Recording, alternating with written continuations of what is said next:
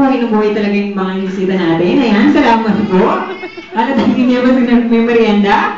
Ayan, pwede na po silang mo po. Maraming salamat po.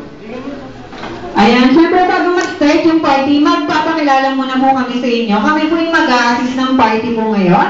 I'm your host for today, si Kuya Je, together with Ate Elaine, and Ate Abay, and Ate Janina. At meron pa rin po tayong kasama isa, si Ate A. Si Ate Ace po yung nag-prepare ng ating kakainin mamaya.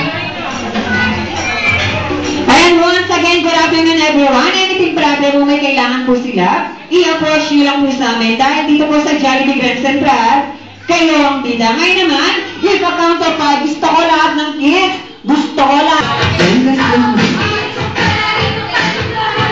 Ayan, sa mga bagong dating, welcome po sa Jollibee Grand Central.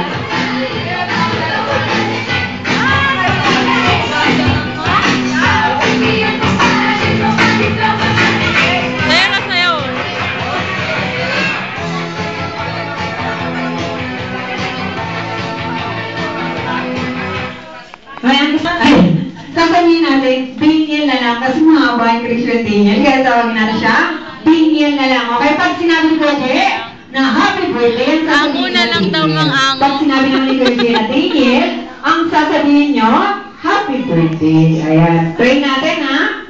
Hi!